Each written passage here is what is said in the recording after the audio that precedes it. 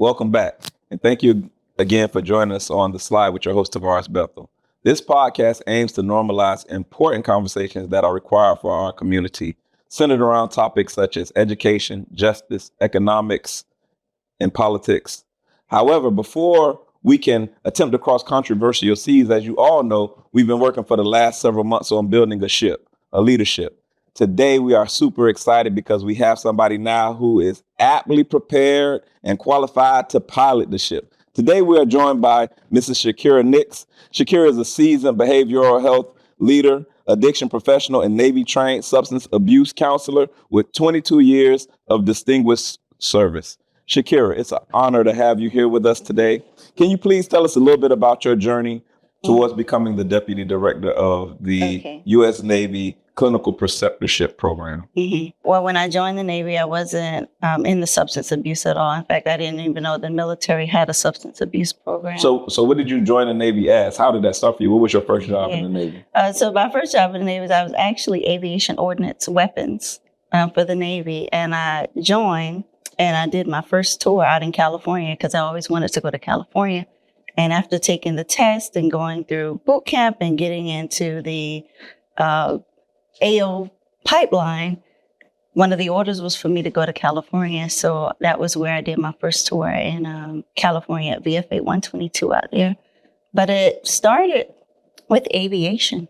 What year was that when you made it out to California? Oh, in 2000. In 2000. So a couple of years before 9/11, or really actually the year prior to 9/11, you had already joined. How did 9/11 change your service?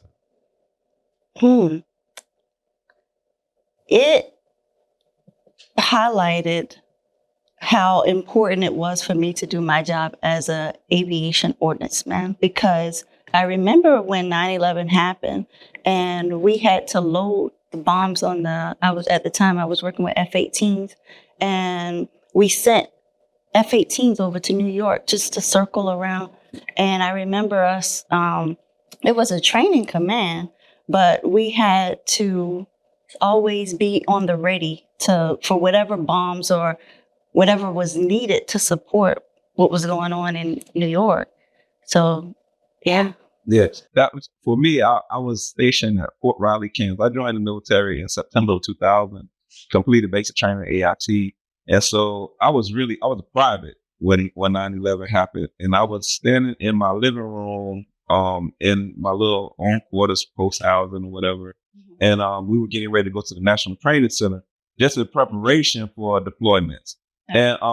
And like Quincy, my homeboy Quincy called me and he said, "B, turn on the news. What you doing?" I was like, "I'm getting ready to go to the company, so we can get ready to go to the NTC." He said, "Well, I don't think that's happening." He said, "Turn on the TV." And when I turned on the TV, I saw that first plane fly into the World Trade Center. And I saw that second plane fly into the World Trade Center. And I was thinking to myself, man, we got issues. Yes. Yeah.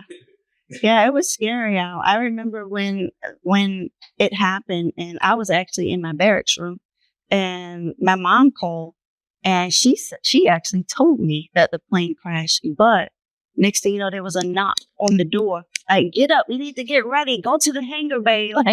And we had to get to work, and just loading and making sure the aircraft was armed and ready to go over to New York was a big deal at the time. And everybody was on such high alert. And me being a new person in the military and trying to understand what was going on, it was like, oh shoot, I'm really in the military right now.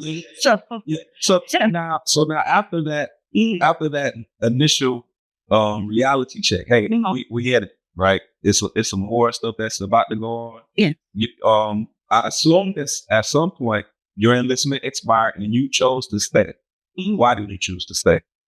Oh, well, for one, aviation ordnance in the Navy had a really big bonus,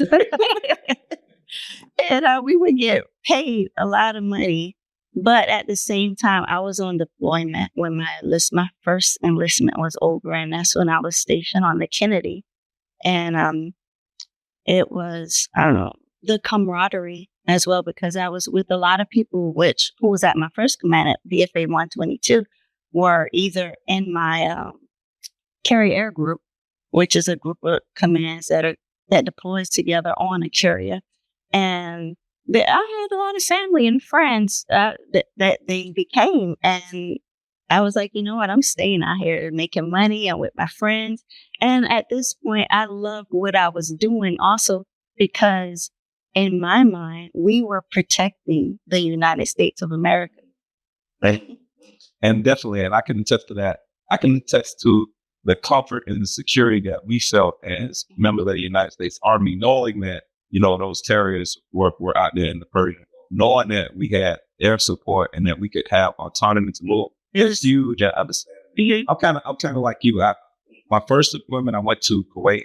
When I was in Kuwait, it was in the preparation for the inevitable Iraq campaign, which we didn't know when that was going to be. We were just on a training deployment. And I went out there and I trained with a group of guys, and then I came back to the country. And when I came back to the country, we got alerted that we were going to turn around, and they had been with us out of 90 days. We were going to go back to Iraq, and I had just got home. I had the option to either wait an additional 30 days since I just got back, but there was a group of guys that I had been training with. And it's crazy how you become a family in difficult situations. And in that difficult situation, we bonded. We became a family. Now I have a real family that's back just as much. But it was a Staff Sergeant Rosa. One time for that boy, Sergeant Major Alejandro Rosa Solis. He came to me. He said, B, we need you. He said, can you train with us? And we were going into an environment where the belief was that we were going to encounter chemical warfare. And I was the chemical operations specialist for my organization. Understanding what my responsibility was to my organization, also understanding what my responsibility was to my family, I had to make a choice. And I decided that I was going to do whatever I needed to do in order to be able to make that rotation with Charlie Rock, 70 Engineer Battalion head busters. And I did. I learned a lot of lessons in that effort. And you just don't get those. You just don't get those days back. What was it like? What was that environment like? I mean, it had to be kind of scary. I would assume it was kind of a scary environment. It was actually a very scary environment because you're, like I said, you were out there and you're like, I remember at night just seeing the fire go across because of the fighting that was actually happening on the land and the oil fields burning out there, and we were on the carrier. And you could see it from a distance. We were literally 90 miles off the coast. And just being able to work around the clock for 12 hours, working 12-hour shifts. But that depends on if they still needed you up on the flight day. And most of the time, I know as the AOs, because it was like a family rate, a family job, we all wanted to be there to support each other, even in the exhaustion. And we would work over 12 hours. And I remember eating bag lunches, and there was no more going downstairs and sitting down and eating in the galley area. Excuse me. We were eating upstairs too, just so that we could keep that loading weapons and supporting you, Army and Marine Corps that were on boots on the ground, what we call. When you mentioned that bag lunch, it appears that bag lunch was a traumatic experience to you. But it was the norm for us. I'm like, when she said bag lunch, I'm like, man, we eat MREs all the time. Like, I think I got 4 years worth of MREs in my body right now that I'm praying that God deliver me from, because I done ate so many MREs during the course of a career. You told us a story, and I know sometimes it's hard to capture that same energy, but it was a very, very intense story that will kind of segue into the next topic or the next area that we wanted to be able to discuss. But could you again kind of detail what was your experience like on the Kennedy? What is the most traumatic experience that you had on the Kennedy?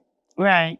So the most traumatic experience I've had on the Kennedy was when this was like during the bomb where the fishing boats was running into the carriers and blowing up or exploding. And the Cole is an example of that, the USS Cole. Well, we actually hit one on board the USS Kennedy at the time. And I remember when we hit the boat, we were actually launching planes off the bow. I was working on the bow of the ship.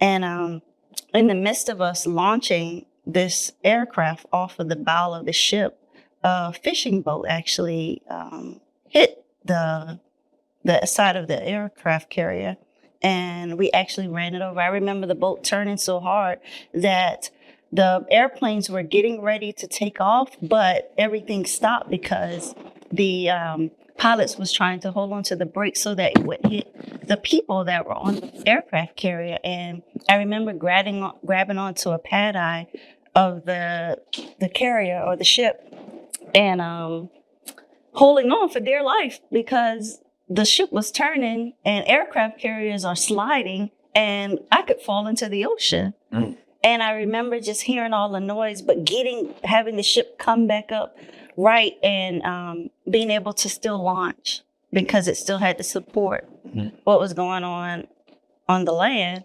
But it was very traumatic. So even in the midst of all of that difficulty, there still was a mission to be accomplished, and you still had a requirement for that mission that had to be fulfilled. Yes. And there was no excuse that you could have provided. There was nothing that you could have done. You couldn't have called in sick. You couldn't have told them that you weren't going to be able to do what they needed to do in order to be able to make sure that the planes launched. Well, there was no recourse for you? No, absolutely not, because the mission was, our job was to support the Marine and Army, the folks, the boots on the ground. Mm-hmm. And we would get up the next day and we had to still launch. We had to work. Mm-hmm. I do remember a plane coming on board and they were relieving the Admiral. And I don't remember us, to be honest, the only thing I remember is working after that. I do remember that people were coming on board and people were relieved of their duties, but it did not stop the mission. It just was a change of the guard. That was it. You know. So even once y'all got back and y'all were back at base, were there any specific types of counselings or therapies that were scheduled for your organization in order to be able to address the traumas that you dealt with when you were underway? To be honest with you, I can't remember. It's not to say that they didn't provide it, because I was so young and I was ready to get from around these people because I've been on a ship with them for 6 months or longer at the time. I don't remember the services if they were provided, and I didn't receive those type of services, not at all. Shout out to the Army, because what I will say is my team in 2005 encountered an IED in which First Sergeant Thomas Millsap lost his life, and my team witnessed it. When my team witnessed it, they pulled my whole team from the field and they sent us to an immediate triage. So good job to the United States Army for attempting to be able to address mental health concerns. Prior to going to Iraq in OIF 1, there was a concept that the Army discussed called battle mind. Battle mind was how we could turn hypervigilance and maintain hypervigilance when we were in actual difficulties. But what the Army also discovered was that when we returned back to our post, they had no system by which they could turn the hypervigilance off. And so it led to a lot of individuals having discord within inside of their homes. Several years later, I want to say maybe around 2010, the Army continued to study and improve, and they cultivated something called the Military Resilience Program, or the Army Military Resilience Training Program, which is a phenomenal program. I couldn't wait to get to the Military Resilience Training Program because I knew that it was something that I needed in order to be able to help me address some of the traumas that I experienced while I was on various deployments. So now I want to shift gears a little bit, because now in your professional world, you deal a lot with behavioral health. What do you do now in your professional life? And can you kind of give us a synopsis of the benefits of mental health counseling? Okay, yeah. So today I'm the Deputy Director for the Navy's Clinical Preceptorship Program. And the program is tailored around mentoring naval counselors who go through like this, it's a substance abuse rehabilitation program that mentor the counselors in their clinical skill and development. That's what I did today. So you develop the leaders that are responsible. I hired the leaders to develop the counselors that the Navy has sent through this pipeline to become counselors for people in the military. Doesn't matter which branch you're in. Wow. To who are dealing with substance abuse. Yes. Because we know coming out of some of those difficulties and some of those deployments, sometimes we don't all have the appropriate coping mechanisms in order to be able to continue to function the way that life requires. Yeah. Right? I tell everybody, we go get our heart checked and our kidney and our liver checked. Yeah. But it's such a stigma that's associated with getting our mind checked. Why do you believe that is so? Or what's behind that? I believe it stems from where we came from, where we grew up. And to be honest with you, when I was growing up, I grew up in a small town in South Carolina. It's called Utahville. Utahville with an E, Utahville, South Carolina. And I've never heard of a substance abuse program or a treatment or anything like that growing up in where I'm from, but I have seen it.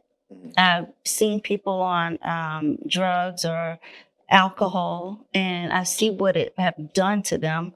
And I see people who have dealt with trauma, but I'm coming from a praying community, so a lot of things is covered with prayer or going to church or religion, and so there's nobody that gonna say out loud, "Hey, your uncle is an alcoholic or a drug addict." It's just, "Oh, he like that. Just pray for him, child." So that's how I grew up. Exactly. But now, as an adult, we see that prayer is one part of the system that has to be implemented in order to help a person achieve change. Yeah. But then there's also some tangible things that a person has to do as well. How do you develop a strategy to be able to tackle some of these things? A lot of times people don't want to even address that they have these issues. So how do you develop a strategy, or how do you help cultivate a plan to help someone address their mental health or their behavioral health? To develop a strategy, you first have to, align it with where you're trying to grow or go in this newfound life-changing thing that you're trying to do. So when I would think of developing a life-changing strategy, it needs to be in alignment to where I'm growing into or where I want to go. So you understand what I'm saying? Yeah. So adopting a strategy that'll give me the opportunity to be successful at my next station in life. So the things that I did up to this point, then now I can kind of help to mitigate some of those things in order to be able to continue to grow in the direction that I'm striving towards. And you do that, and it's not just when it's putting together a plan that's going to help you get there. And there's like micro shifts. If you just do one thing at a time, 1 hour at a time, 1 minute at a time. Don't try to eat this entire elephant or swallow an elephant, but take bits and pieces of this elephant and go into the direction that you're trying to move into, or to be this person you're trying to become. And I think what you just articulated was so beautiful. When I spent time with your husband, maybe just a few days ago, and he was talking about, what does correct learning look like? You do something wrong, and then you do something right. That's the effect of learning has taken place. So I guess kind of in the same vein as you're sharing, you're not going to get there. You're not going to get there in one effort. It's going to take some time. It's going to take some opportunity to learn and listen. And part of that is just being patient with oneself, because we are, I like to call it the McDonald's effect. We want everything to happen fast. And when it comes to life-changing strategies, you have to realize that it is a strategy. To have a strategy means to have a plan. To have a plan is to mean to do one thing at a time, one thing slowly but surely. You're going to plan to do this at a certain day or at a certain time, at a certain minute, or I'm just focused on this. To focus on one thing is going to be really important for a life-changing strategy. Thank you. That's amazing, and that's beautiful. When I think about what you're saying in the vein in which you're speaking, I think about, when I'm in conversations and dialogue with individuals, and the person will say, you made me mad, right? Now, me personally, I don't necessarily believe that I can make you mad. I believe I can give you the foundation that you need to express what you always wanted to express anyway. But I don't personally believe that I can control your anger. So for me, I believe that I need to have developed a effective coping mechanism that will also allow me to be able to identify my triggers and then mitigate my triggers. How do we manage triggers? What is a trigger and how do we manage it? So a trigger is you can view a trigger as like a cue. But to go back to something you said, somebody make you mad or made me mad. First of all, no one can make you do anything. You made a choice to be upset by either what I said, what I did, or how I did something. But it was your choice. I didn't make you do anything. But to manage that is where the trigger come in. It's what cue did my body give me to make me get upset with you? Just acknowledging where that came from. It's an emotion. It always stems from an emotion. And just acknowledging where that hurt matters. Where did it stem from? Where did it come from? Is it something that was inherited in a way that you learn about managing emotions? Because a lot of times emotions are a taught behavior. I learned this from my mom. If you don't listen to what I say or you don't do what I want you to do, I can yell at you. Not that that's how my mom is. I just use that as an example. But we tend to take a lot of things from our environment that we grew up in, and we don't realize that this needs to shift as an adult because I'm no longer a child. I have to grow up now and learn a different strategy. And that's part of the life-changing strategy, is to acknowledging that this trigger exists for a reason. And I need to address it.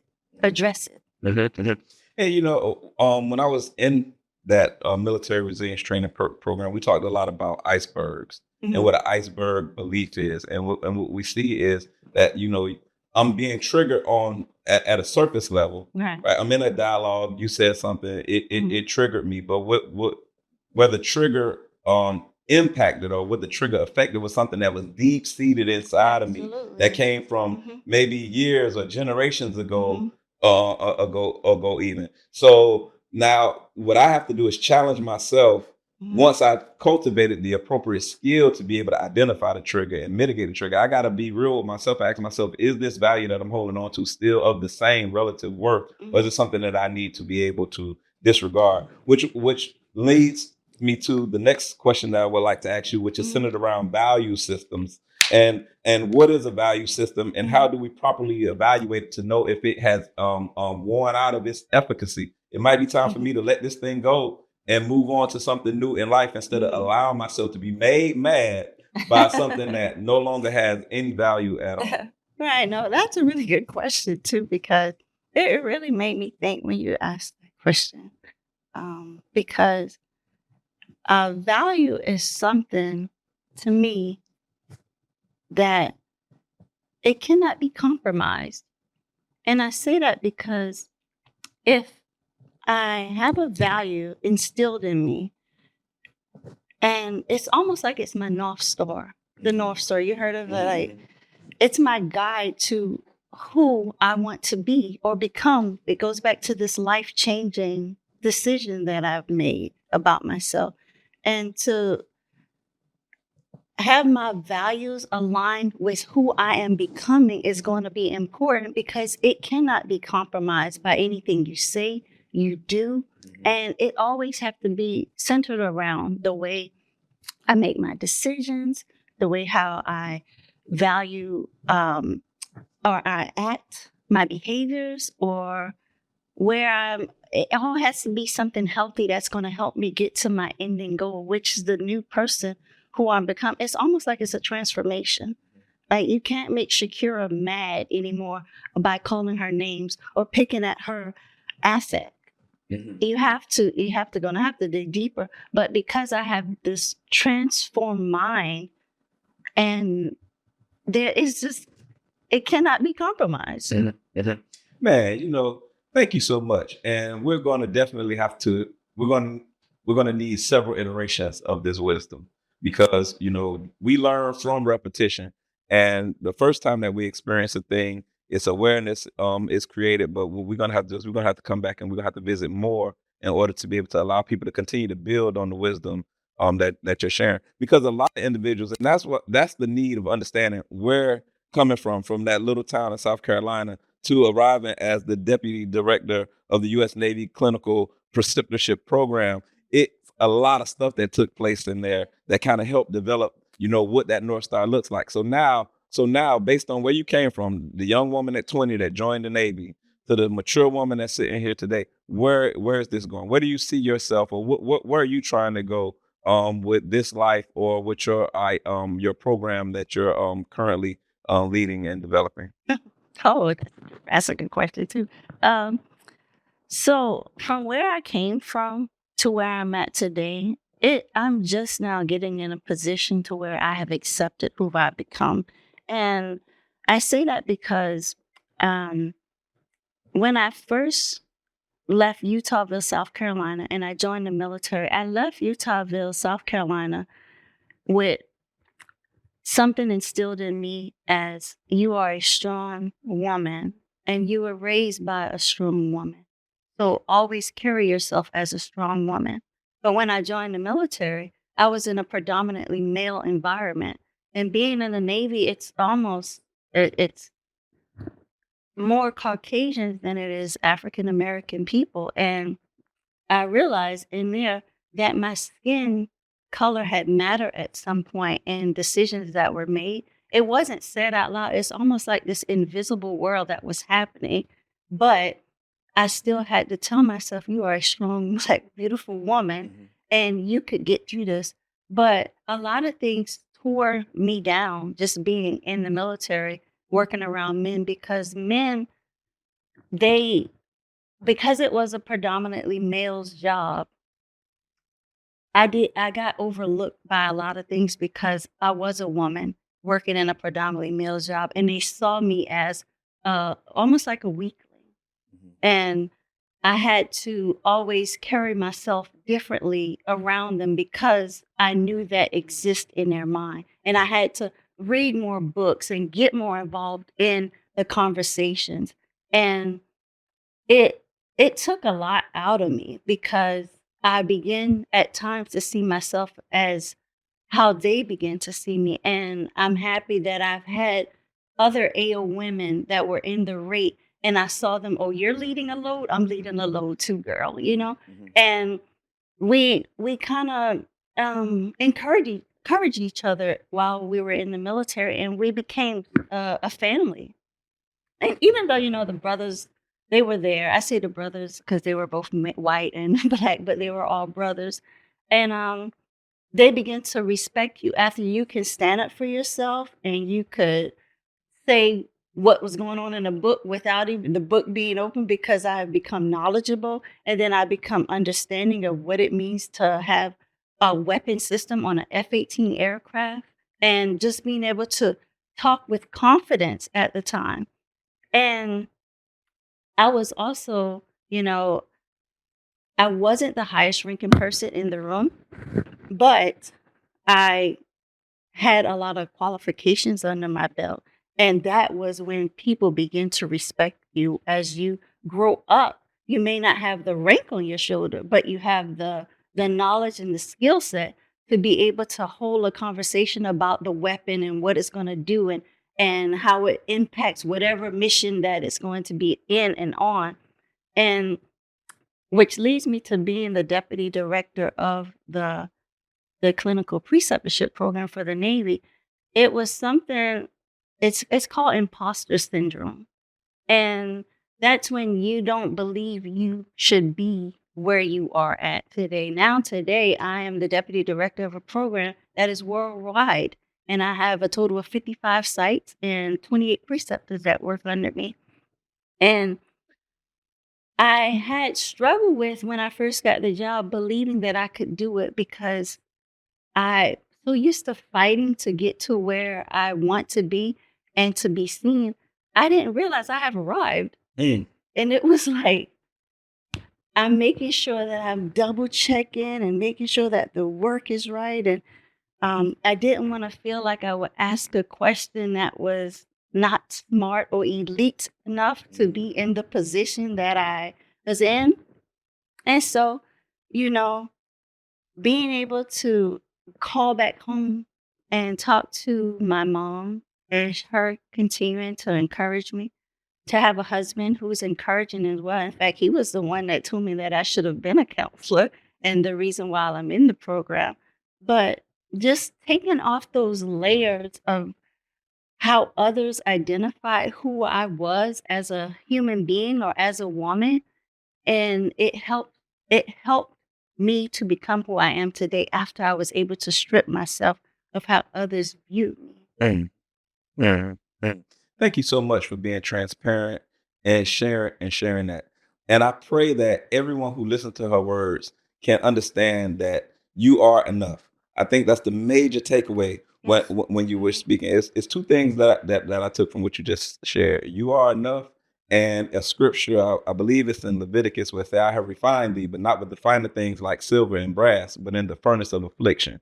So you've been through so much and so many trials and so much added to your overall package that now upon arrival you're ready to execute any challenge that is presented to you. You are enough. And for those viewers who are listening, I say to you too, you are enough.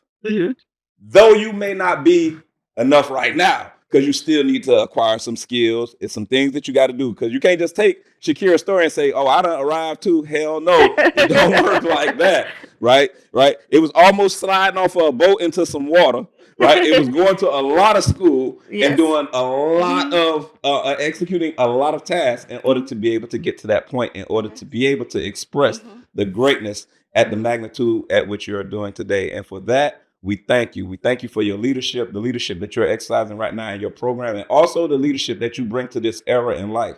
Again, the leaders that have the opportunity to come through the slide, even though we at the ground floor, I'm bringing y'all titans, you know what I'm saying, that's coming through it. And so what I recommend that y'all do is like, share, click, subscribe, follow these individuals. So that way, as we journey through these next 10, 20 years worth of evolution and development, we can see those individuals who are laying a foundation for those things, for our success and for our upward mobility as a community. Thank you so much for what you do. Thank you for sharing a little bit of your Saturday coming down here and gliding on the slide. As you all know, we're doing it and we're gonna continue to do it. It's a lot of challenges that we face as a community. If you are going to go get your liver checked, if you are going to go get your lungs or your heart or your blood pressure checked, while you down there, y'all know you're crazy as hell. Stop and see somebody about your mind. There's nothing wrong with it, right? And as we do these things, as we develop an understanding of those things that impact our psyche, then I think we can kind of make a little bit better life for ourselves as we carve out a better life. Absolutely. And again, thank you so much. Thank you for coming down here and Thank you spending for some time with us having on the me. slide. Absolutely. It was an honor being on your show. Thank you.